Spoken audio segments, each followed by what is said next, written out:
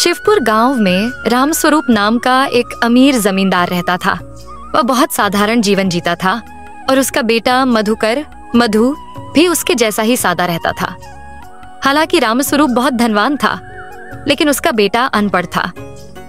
यही कारण था कि रामस्वरूप हमेशा चिंतित रहता था। एक दिन रामस्वरूप ने मधुकर से कहा, बेटा, तुम धर्मपाल के पास जाओ और उससे इस महीने का पूरा हिसाब लेकर आओ। मधुकर ने झिझकते हुए कहा, नहीं पिताजी, मैं नहीं जाऊंगा। जब भी मैं वहां जाता हूं, गांव के लोग मेरा मजाक उड़ाते हैं और मुझे अनपढ़ कहकर चिढ़ाते हैं। रामस्वरूप ने समझाया, बेटा, अगर तुम ऐसे ही डरते रहोगे तो कल को मैं नहीं रहूंगा, तब तुम यह कारोबार कैसे संभालोगे? लेकिन मधुकर ने गुस्से में वहां से चले जाने का फैसला किया। रामस्वरूप अपने बेटे की परेशानी को समझता था, लेकिन वह चाहता था कि उसका बेटा हिम्मत जुटाए और लोगों का सामना करे। रामस्वरूप अपने बेटे की चिंता में डूबा था। तभी उसका दोस्त रघुनाथ वहां आया और पूछा, अरे भाई, क्यों इतने परेशान दिख रहे हो? रामस्वरूप ने जवाब दिया, मेरे बेटे को गांव वाले अनपढ़ कहकर चिढ़ाते हैं, इसलिए वह लोगों के सामने जाने से डरता है। रघुनाथ ने एक सुझाव दिया, शिवपुर के पास वाले गांव में एक गरीब आदमी है जिसकी बेटी बहुत समझदार है। तुम अपने बेटे की शादी उससे कर दो, शायद वह उसे संभाल ले। रामस्वरूप को यह सुझाव पसंद आया और वह तुरंत शादी की बात पक्की करने चला गया। कुछ दिनों बाद मधुकर की शादी सुशीला से हो गई। सुशीला बहुत चतुर और समझदार थी। शादी के बाद रामस्वरूप ने सुशीला से कहा, बेटी, तुम अब इस घर की बहू ही नहीं बल्कि बेटी भी हो।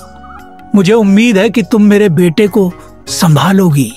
सुशीला बोली, पिताजी, आप चिंता मत करें, मैं उनकी अच्छी देखभाल करूंगी। लेकिन एक बात समझ नहीं आ रही, वो मुझसे ठीक से बात क्यों नहीं करते?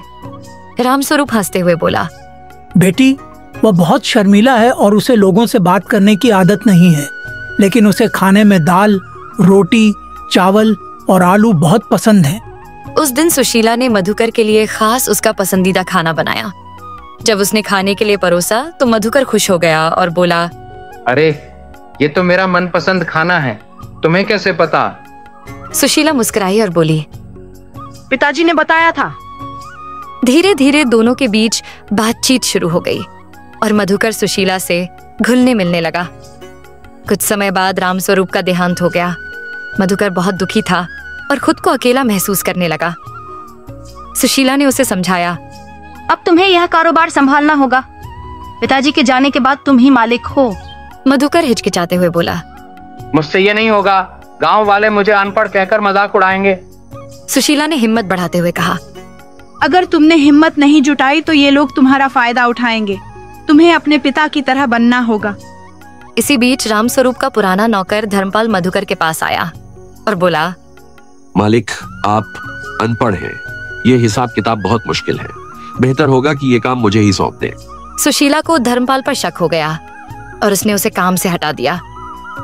कुछ दिन बाद धर्मपाल गांव के कुछ लोगों को लेकर आया और बोला, ये लोग कर्ज लेने आए हैं, बिना ब्याज के पैसे दीजिए, जैसे आपके पिता दिया करते थे। मधुकर को लगा कि यह सही है, लेकिन सुशीला ने तुरंत बीच में आकर कहा, अगर तुम्हें पैसे चाहिए तो कुछ गिरवी रखना होगा। गांव वाले चौंक गए और बोले, धर्मपाल तो कह रहा था कि हमें फ्री में पैसे मिलेंगे। अब सबको समझ आ गया कि धर्मपाल उन्हें धोखा दे रहा था। मधुकर गुस्से में बोला, धर्मपाल, तुमने हमें धोखा देने की कोशिश की। अब यहाँ से निकल जाओ और दोबारा मत आना। धर्मपाल को जमींदारी से निकाल दिया गया और मधुकर ने पहली बार खुद अपने फैसले लिए। धीरे धीरे सुशीला ने मधुकर को समझदारी से काम करना सिखाया। अब मधुकर गांव वालों के सामने जाने से नहीं डरता था।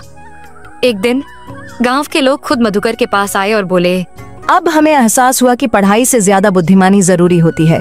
आप सच में एक अच्छे इंसान हैं। मधुकर ने सुशीला की ओर देखा और मुस्कुराया और बोला, यह सब मेरी चतुर पत्नी की वजह से हुआ है। इस तरह सुशीला की समझदारी ने एक अनपढ़ को आत्मविश्वासी बना दिया और दोनों खुशी खुशी अपना जीवन बिताने लगे।